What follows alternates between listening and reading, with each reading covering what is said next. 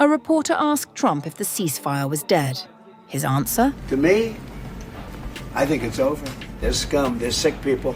80 targets struck in Iran. Oil sanctions reimposed. Hegseth cancelled his Israel trip. Iran says negotiations won't resume under military pressure. The Islamabad agreement lasted 3 weeks. Nobody is calling it diplomacy anymore.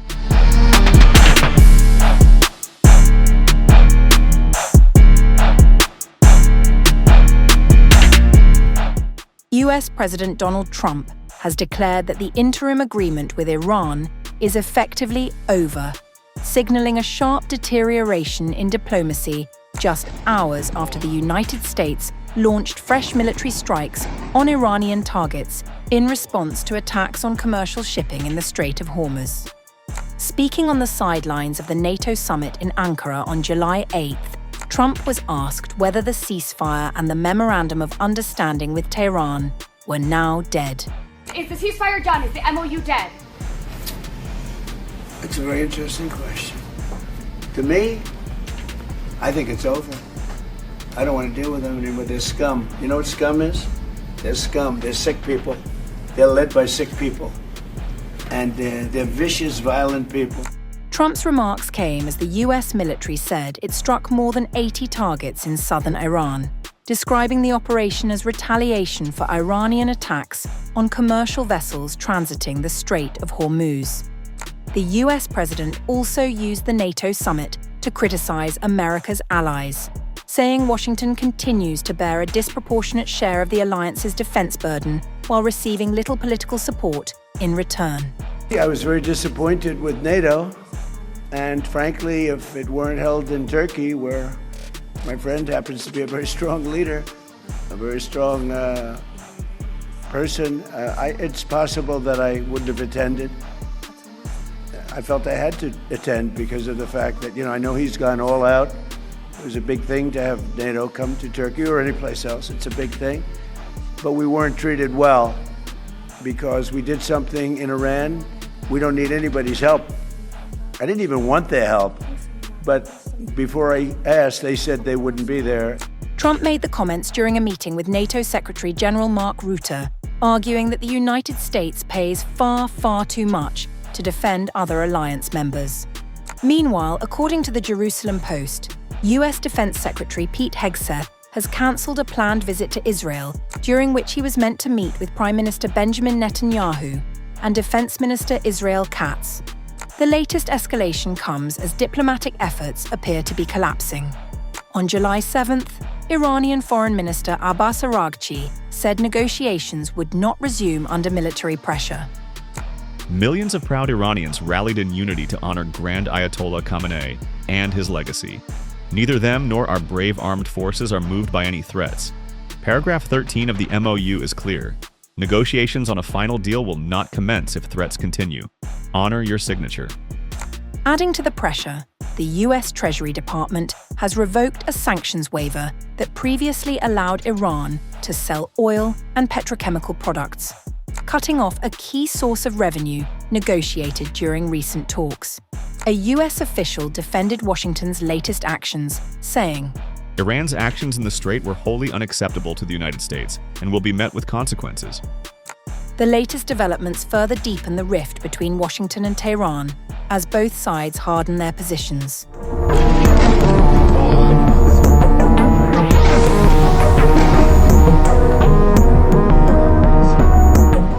The United States has launched a new wave of military strikes on Iran, dramatically escalating tensions in the Gulf, just a day after multiple commercial vessels were attacked while transiting the Strait of Hormuz.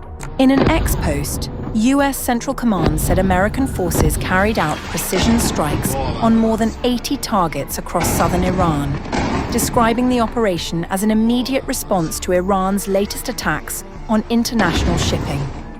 U.S. Central Command forces completed a new round of offensive strikes against Iran, July 7th hitting over 80 targets with precision munitions as an immediate response to Iran's latest attacks on commercial vessels transiting the Strait of Hormuz.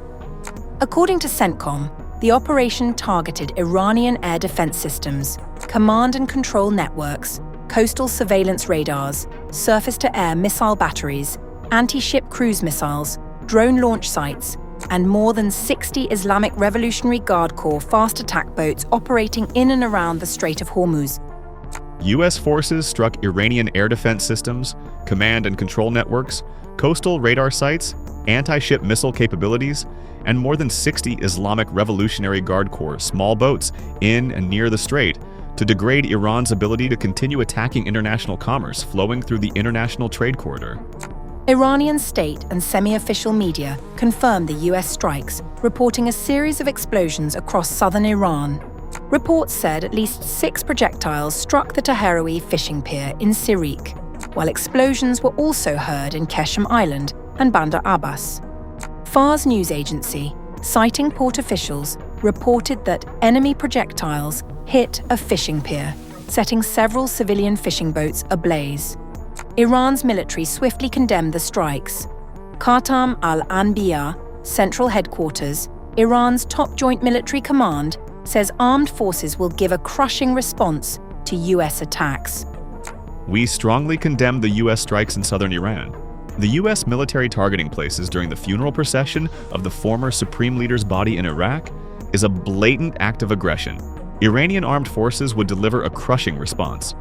The IRGC's Khatam al-Anbiya central headquarters also warned that Tehran would not tolerate foreign interference in the Strait of Hormuz. Iran will not allow any outside interference in the management of the Strait of Hormuz. It is reiterated that the only safe passage for commercial ships and oil tankers through the Strait of Hormuz is the route designated by the Islamic Republic of Iran.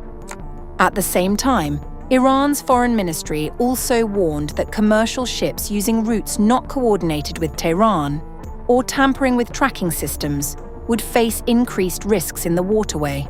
Meanwhile, senior Iranian officials struck a defiant tone. Supreme Leader Advisor Mohsen Reza declared that if Trump intends to attack again, we are fully prepared. Parliament Speaker and Chief Negotiator Mohammad Bagher Ghalibaf wrote on X that repeated US actions, including renewed sanctions and what he called violations of Hormuz arrangements, undermine the recently signed Memorandum of Understanding. Major MOU violations by the U.S., violating Iranian adjustments in the Strait, persistent threats of further strikes, reinstating oil sanctions, attacks on southern Iran, continued Zionist aggression in Lebanon. The era of bullying and extortion is over. It leads nowhere. We don't fold. The regional fallout continued to widen, with Kuwait reporting air defense systems engaging hostile missiles and drones, sirens sounding in Bahrain, and power outages reported across parts of Kuwait, raising fears that the latest escalation could trigger a broader regional conflict.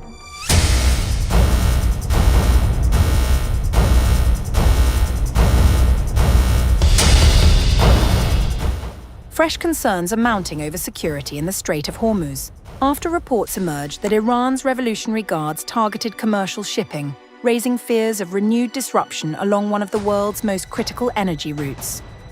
According to Axios, the Islamic Revolutionary Guard Corps fired at least 2 missiles at commercial vessels transiting the Strait of Hormuz on the night of July 6th. The Axios report said 2 commercial ships sustained significant damage, although no casualties were reported. Separately, Britain's United Kingdom Maritime Trade Operations confirmed that a tanker travelling about 15 kilometres east of Limar, Oman, was struck on its port side by an unknown projectile in the early hours of July 7th, triggering a fire. According to the Wall Street Journal, the vessel attacked may have been Al Rekayat, a liquefied natural gas tanker owned and managed by Nakilat, also known as Qatar Gas Transport Company, one of the world's largest LNG shipping operators. The newspaper also reported that before the attack, Iran's Revolutionary Guards had issued direct radio warnings to commercial vessels navigating the strait. The reported incidents come despite a 60-day ceasefire and ongoing diplomatic efforts following the conflict triggered by the US-Israeli strikes on Iran. Indirect negotiations between Washington and Tehran ended last week without any publicly announced breakthrough. Speaking on July 6th, US President Donald Trump renewed pressure on Tehran, warning that Washington would either reach a deal with Iran or resort to military action. Our great Navy, which did the greatest blockade anyone's ever seen, not one ship got through in 2 months. And we then freed up the blockade because we're close to maybe making a deal. I don't know. We'll make either. Look, we're going to win one way or the other. We're either going to make a deal or we're going to finish the job, okay? And it won't be tough to finish the job. I'd rather make a deal because I don't want to affect 91 million people. We can knock down their bridges in 1 hour. We can knock out their energy supply, all of those big plants that they built, big, beautiful, modern plants. They had a lot of money. They don't have any money now. We haven't given them any money. But we can knock out their electricity and power generating plants in, I would say, a small part of an afternoon. Every plant will be gone. And they know that. They know that. Meanwhile, Mohammad Bagher Zolgadeh, Secretary of Iran's Supreme National Security Council, accused the US president of threatening the Iranian people and warned Tehran would respond if such rhetoric continued. To the delusional president of America who today threatened 91 million Iranians, I say, the only result for you was defeat, helplessness, and desperate pleas for negotiations and a ceasefire. Iranians are not familiar with the language of threats. Speak to the Iranian people with respect, otherwise we will respond to you in a different language. With around 20% of the world's oil consumption passing through the Strait of Hormuz, the reported attacks, escalating rhetoric, and stalled diplomacy have once again raised concerns over the security of global energy supplies and the risk of a broader regional confrontation.